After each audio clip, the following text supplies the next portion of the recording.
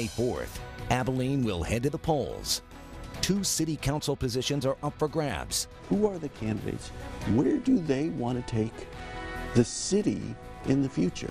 3 battling it out for place 5, and 5 people in the race for place 6. A lot is at stake, from protecting our business interests to prosperous growth to becoming the best Abilene we can be. Your voice matters in this election. It's important to be informed, to know the issues. Right now, live from your local election headquarters and in association with the Abilene Chamber of Commerce, this is the City Council debate on KTAB. Now, here's Bob Bartlett. Good evening. Thank you for joining us. I'm Bob Bartlett. During the next hour, you'll hear from all 8 candidates running for the Abilene City Council, including the 3 vying for place 5, and right now, the 5 in the battle for place 6 on the council. The 5 candidates, in the order their names will appear on the ballot: minister and poet Ron Constantine, Hardin-Simmons University Director of Spiritual Formation Travis Craver, retail manager Jessica Cantu, quality control inspector David Turveville, and customer service representative Charles Byrne. The questions were decided in confidence by the KTAB editorial team and also with our partners at the Abilene Chamber of Commerce and in coordination with McMurray University political science professor Dr. Paul Fabrizio. Each candidate will be given a specific time to answer the question. They all get the same amount of time for that particular question, and when time is up, you will hear a bell and we will move on. And this is a two-way street. If you have a question and want it asked, go to the KTAB Facebook page and we could pick it. In fact, KTAB Stacy Lopez is standing by right now live in our newsroom, monitoring your questions on our Facebook page and website. But our first question, what is the most important issue that is compelling you to run for the City Council seat? Each candidate has 30 seconds for their answer, and we begin with Ron Constantine. The reason why I'm running is because for too long the City Council has been concerned about issues such as potholes, holes in the ground, buildings they're going to build, policemen, firemen, city employees. I don't believe that they're treated fairly or within what their value is to the city. We need to make sure that we honor all of our promises and all of the things that are benefits deserving of our city employees. And now to Travis Craver, the more important issue leading to your candidacy. I'm running because I truly love the city. I'm running because I fully believe that not only is it important to love the city, but it's important to do the due diligence and work alongside its citizens and give back to a city that's given so much to me and my family. My wife Caroline and I have 2 kids, Leia who's 5 and Linus who's 3. And for me, it's important to not only have a desire to bring alongside the citizens who need and desire to have a voice at the table, to get in the trench work of our city. And so I've been on boards doing that. And Jessica Cantu, one issue that got you into the race. Okay. Well, I am running because I want to encourage and promote unity. I want to make sure that those that feel like they don't have a voice within our community, that voice is spoken for them. I want to partner existing organizations, churches, and nonprofit organizations, helping those with the greatest need within our community. To me, all lives matter, including the unborn, and I just want to come alongside our current mayor and council and make decisions that affect not only today but future generations for them to continue to stay, live here, and do business here in Abilene, Texas. And now David Turveville, why did you decide to run? I decided to run. I was tired of the lack of care that some of the people on the council had given to the people in Abilene, and I am trying to bring that back to you by having a servant's heart, by listening to you people and to do what's best for you. Thank you, sir. And now to Charles Byrne. What led you to city politics? One of the things that led me to city politics was the debt that we have in our city. We're $750 million in debt. We need to get our debt under control, and building hotels is not a way that we need to do that. One of the things that we need to do is promote economic growth, bring our debt down. Also, that we need to have economic growth, private sector growth, get government out of the way. I think government is too intrusive in the city of Abilene, too many restrictions, too many ordinances on our everyday lives and our businesses. Thank you. Now, many believe that our city is at an economic tipping point. Much progress has been realized in recent years, and the future is bright as it relates to the creation of economic opportunity for our citizens. If you could wave a magic wand, what would you see as the most significant positive impact our city can make to ensure progress for Abilene, and how would you, as a city council member, influence that? You have 1 minute for the answer, and this time we start with Travis Craver. For me, I don't believe that there's one answer for the whole city, but I do believe that it's important for us to recognize that we have people in our community who are hurting, people that in the 79603 area where the median income is at $18,000. I think it's important to understand that there are people here who desire to have jobs that are meaningful, jobs that will place them in a position where they can flourish and thrive in this city. And so for me, I believe this hotel is a great start to that. If you'll think in terms of the 7.5 that's being invested by local citizens, and not just that, but the 12 million that was invested in tourism dollars, that's $700 less per household that each and every one of us citizens had to pay in terms of our taxes. And so I think it's a step in the right direction. I don't think that there's an answer that fits it all, but I think that this is one of the catalysts that can get our city moving in the right direction. Thank you, Travis. Jessica Cantu, what positive impact would you have serving on the city council? Okay, well, I would hope that with the 3 universities and tech and trade schools that we have here, I want to see us bring in higher paying jobs into the community. We have a lot of great talent, and so we need to make sure that we are offering jobs to keep that talent here within our community. So if we can look at that, that would be something that I think would develop our economy greatly. Thank you. David Tuberville, how would you help ensure progress for the Key City if you were elected? Well, if we could wave some sort of wand over the city, I would fix the roads, of course, and the infrastructure, which is starting to fall apart. For the most part, though, we're at such a good place here in the state of Texas. We're very well. It's a good place to be right in the middle of Texas. We have several crossroads here, and so if I'm on the council, I would try to bring in those businesses so that this city is seen as a hub, and I would like to do that. Thank you. Now to Charles Byrne, the most significant impact you see if you're sitting on city council. The most significant impact that I see as a sitting city councilman would be economic growth. But we need to do it through the private sector. We don't need to do it through taxing our citizens to death as we do now when it comes to property taxes in this hotel. One thing that needs to be pointed out is one of my opponents mentioned the hotel and $7.5 million. The total monies that the city will put towards this hotel is $23 million. And the citizens will be on the hook for $23 million if this hotel flops. So my thing is, city government should not be picking winners and losers in hotels, water parks, and things like that. We need to look at economic growth where the private sector comes in and does what they do best when the government gets out of their way, gets rid of ordinances and the restrictions that we need to do business in Abilene. Also, when the city government's involved, they own something, and I don't think they should be competing with private sector individuals such as hotel owners. I've spoken to hotel owners, and they're not happy with this hotel because they believe that the city owns this hotel and they will not get the things that the city would be able to provide.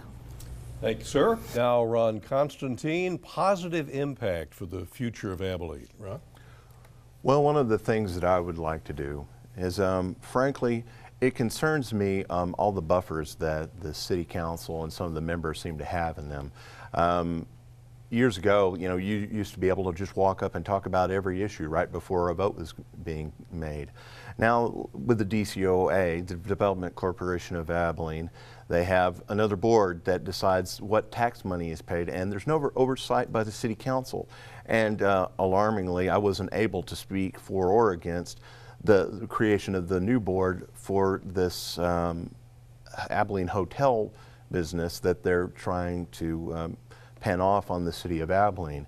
I believe that we have plenty of hotels already in the city. We're building 2 more, and it concerns me when I talk to a county commissioner that our mayor won't even discuss details with one of them, much less a candidate running for city council. The city council has become too aloof and too detracted from citizens. And what I'd like to do is make it to where people actually know what's going on instead of use political maneuvering to not allow people to ask questions. Okay, Ron, thank you very much. Time's up. Our third question comes to us from Abilene Chamber of Commerce President and CEO Doug Peters. The question that we have is, small business is the backbone of the American economy, and that's certainly true in Abilene. If elected to City Council, what 3 priorities will you commit to ensure our city is viewed as small business friendly and a place where job creators and risk takers can thrive? And candidates, you have 45 seconds for your answers, beginning with Jessica Cantu. Well, small business is important to me. My father is an entrepreneur and he has many small businesses. And so this is something that's very near and dear to my heart. So as a council person, I would make sure that we are looking at incentives and tax abatements for these small businesses to be able to come in and thrive within our community. I would want to make sure that we are not putting them under the same umbrella as big box chains or multi-dollar corporations. I want to make sure that we are looking at them individually and looking at the needs that they have as a small business, coming together as a city and supporting them in whatever needs they may have. Now, David Turbeville, 3 priorities for a small business positive city. One would be to have some sort of tax, like a tax incentive to come here and to start a business. Another one would be to try to create an environment for that sort of like progress that a small business can bring here to town. Just like she said, the big box stores, they have all of the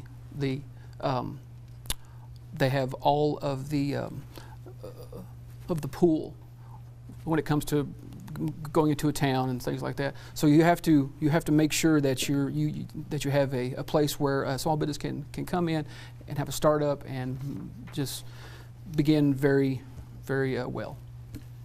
Thank you, sir. And Charles Byrne, how to keep Abilene attractive to small businesses. Mr. Peters asked for 3 priorities. The first is infrastructure, the second is safety, and the third is private sector growth. You have to have good infrastructure and good safety to make sure that our businesses are taken care of. I do believe that small businesses thrive when people visit them. I also believe that when people are safe and the infrastructure is under control, small businesses can thrive. I work for a small business owner, Syntex, here in Abilene, and when they put the water tax on his bill, it's something that hinders small business growth in Abilene. If elected to the City Council, I would like to see that come off. It's just something that we need to look at in Abilene. Thank you, Charles. Ron Constantine, 3 things to make Abilene a place for small businesses. Well, as most people may not be aware, half-cent sales tax when you purchase things in Abilene, whether you live here or not, goes to the Development Corporation of Abilene. One thing I would like to implement is that if any expenditure by the DCOA exceeds $250,000 to help promote new business in town, I would suggest allowing City Council oversight and bringing up these issues, at least for discussion, what was going on, instead of it being discussed in another meeting in another room somewhere else. Also, I've seen over the years how the city seems to lay on ordinance after ordinance. One that comes to mind is Jack in the Box, literally being run out of town because the city council couldn't get over the size of their sign instead of keeping the people that were employed there in their job. All right, Ron, thank you. Now, Travis Craver, 3 things to focus on the small business perspective. I wanted to first answer one of my candidates who all of a sudden is against the hotel, but I wanted to make sure that we as taxpayers were educated on how the money is being spent for this hotel. There's over $45 million from private placement bonds that are going to definitely protect us, the taxpayers, from having this burden placed on us from the hotel, along with over $7.5 million from local foundations that's going to be pledged towards this hotel as well. But the 3 things that I think we can use to flourish, as far as the question that Mr. Peters asked earlier, is creating a space of innovation for our businesses, giving them a place where they can dream and thrive and communicate with one another, as well as making regulations make sense, having the space and the capacity for them to dream, but also not having so much red tape where they can't apply for licenses and different things and such. And I want to respond to Mr. Craver. Well, we'll get to you in just a minute. And when we get to you, you have the opportunity to do that, Charles. Thank you, Travis. As you know, an elected seat on Abilene City Council is an important responsibility, and one that I know none of you would ever take lightly. If elected, though, how do you view yourself as an elected representative of the citizens of Abilene, and what influence do you believe you will have to ensure our city is on the right track and stays there? You'll have 45 seconds to respond to this. David Turveville, we begin with you. Thank you, sir. To be a servant of you all, everyone watching this station, everyone in this room, to be a servant of the people, to talk to you and to listen. And as for the influence I would have, I'm a vote on the council. I'm part of the process, and I would love to have that opportunity.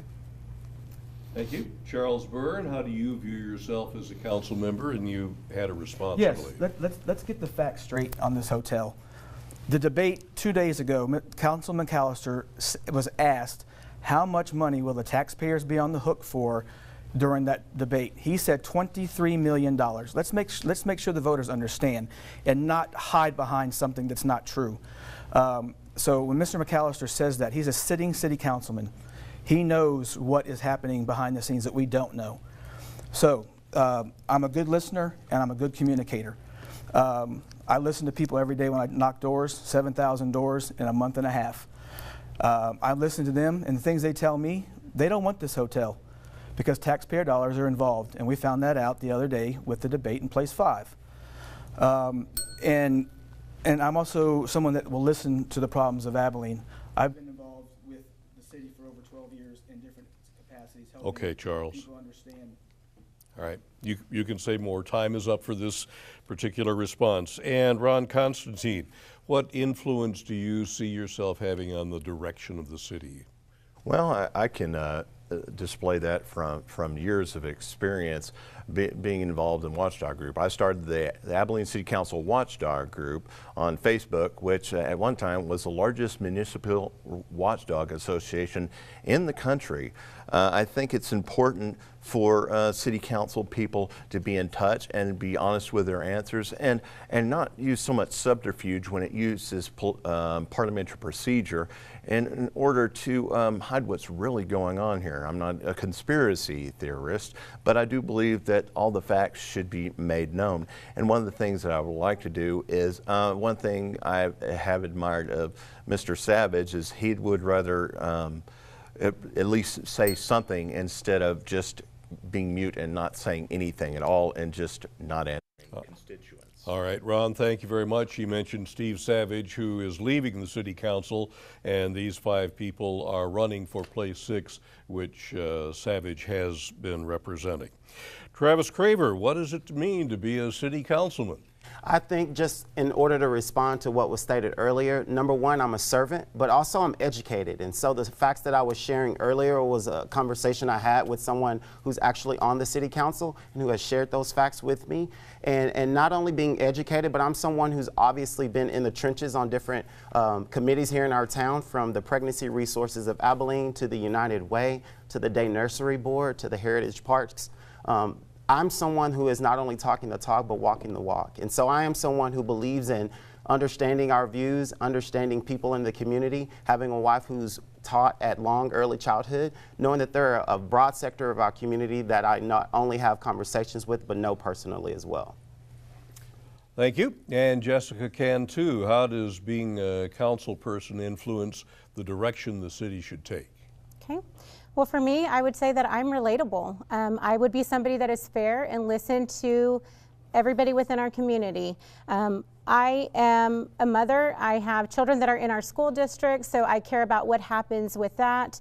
I will be a voice and somebody that would hope to partner the relationship of our current city council with our school board. I also am a business manager. I've managed Pier 1 Imports for over 8 years, and so the experience that I've gained in managing a corporation, as well as being the daughter of an entrepreneur, I have spent my whole life in business dealing with having to run a day-to-day business, also with having to relate to people. And so that is something that I look forward to. I serve within my local community at my local church and other places that open up, but I hope to be able to be relatable to them. Thank you very much. Right now we want to check in with Stacy Lopez in the newsroom, who is tracking your reaction on Facebook. Stacy, what do you have for us? Hey, Bob, thank you for that. Of course, we are getting a lot of reaction on our Facebook from viewers commenting questions they would like to ask each candidate. One question that we have received is, what would each candidate do in their first 100 days of office? Bob, back to you. All right, thanks very much, Stacy. So 100 days in office, what do you expect to have accomplished by then? Ron Constantine. I'm sorry, David Tuberville. 100 days in office. Yes, sir. Well, I would say that I would like to, as I've said before, I'd like to begin the old style, the way that the government used to meet with the people by the town halls, things like that. I don't like the fact that in order to go to the city council, you have to sign out a lot of forms, you have to make an appointment, things like that. I would like to see that there be maybe some of the councilmen or just one would go to a place, tell people he's going to be there, they can come to him and they can talk about things. All right, David, thank you. And these are 30-second responses. I don't think I mentioned that. Charles Byrne. The first 100 days in office for someone who's just elected, it's a quick process. The very first thing you're going to do is work with the budget. I think that someone that wants government out of the way, I think that's a perfect opportunity to look at things as a new city council person. I believe that that's our responsibility to the taxpayers, is to look at the budget and make sure that we're spending the taxpayer dollars the way we should be. And over the last few years, as you know, the city is $750 million in debt. Thank you. Ron? Constantine, I'm sorry. Oh, that's quite all right. Apologize. Well, one of the things I'd like to do in the first 100 days is to address something where the current city council has fallen short, and addressing retirement that monies that the police department has been due and not been paid. I want to also look into new ways where everybody pays too much money for water here in Abilene. I want to see some way that we can deal with that. And also, I just like to go through the inner workings, get to know some people, make some commitments to people that I'm going to listen to them, and I'm also going to talk to them and not. Okay. All right. Thank you, Ron. And Travis Craver. First and foremost, educating myself on the city budgets, the ins and outs there, partnering with the people who are already working so hard for our city down at the City Hall. I've been blessed to receive the endorsement of our fire and police, and just partnering with people in our city and just figuring out ways where we can do better by our citizens, and not just those that are working for us, that are serving us, but those in the local community. I think it's important to not just educate yourself, but to just listen, be someone who's willing to have those one-on-ones with council members, with people in the community, and just do right by them.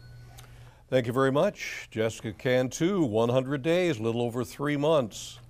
Okay, 100 days into office, I would like to come alongside and partner with our mayor and our existing council with any projects and areas of concern that our city is currently facing. So I would come alongside and join in that partnership.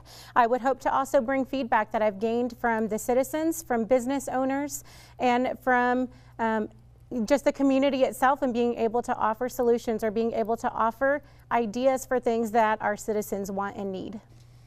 Thank you. And our time is almost up. We have time for just one more question here, candidates. What do you believe is Abilene's greatest weakness, and what do you believe is our city's greatest opportunity? And if elected, how will you affect both of those? You have 30 seconds. We'll start with Charles Byrne. The biggest weakness I see is the debt, $750 million in debt. We've got to stop spending taxpayer dollars in this election. We need someone that will get in there and fight for the taxpayers. How it'll affect both is economic boom. And Ron Constantine. One thing I would like to address is certain members sit there and strive and push for things that are not the general consensus of what the people are saying. I think people need to be more in touch, you know, whether it's Mr. McAllister saying that there's no homeless that live in Houston, or other members that are running for council that are members of Planned Parenthood and still go to a Baptist church. I just think that people that do those kind of things and that aren't consistent with the people that are around them, it troubles me to see that. And when they don't speak to you, it troubles me more. Thank you, Ron. Travis Craver on weakness, opportunity, and what are you going to do about it? I think it's important to direct sources to revitalizing our community. I think it's also important to understand what certain people are a part of. I'm a part of Pregnancy Resources, and so I think it's important to be educated if you're going to speak on different people being a part of the community. But also just beautifying Abilene as a general. I think that money can be used for that. Again, the hotel isn't being used for, there are many backstops in place that aren't going to be used in terms of taxpayer dollars. And so I think it's important to be educated how the funds are being allocated and how they're being spent. And people that don't see that, I think they just need to educate themselves on it. Jessica Cantu, final thought. Okay, so one of our weaknesses that I see our city currently having is that we need to bring higher paying jobs into our community. Where we have an opportunity with that is that we have 3 private universities. We have a junior college, we have trade schools, we have all these different avenues where people are going to get these great educations. They're having the ability to have jobs for them that once they graduate that they will stay here within our community and that they will utilize that schooling and education to make Abilene better. And the final word of this segment is from David Turbeville. Yes, sir. The greatest weakness we have is, of course, our roads and our streets and the bridges and things like that. All the infrastructure.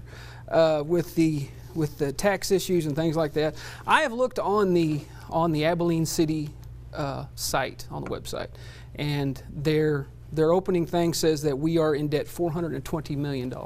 I'm not sure where some people get $750, but that's still a lot of money and it needs to be paid down. We'd like to bring in, like I said, we're never mind. Sorry to cut you off, David, but we are out of time. That does it for Place 6. You've heard from all 5 candidates. Candidates, thank you for being here. We really appreciate your time. We're going to take a quick break, and when we come back, we'll hear from the 3 candidates for Abilene City Council, Place 5.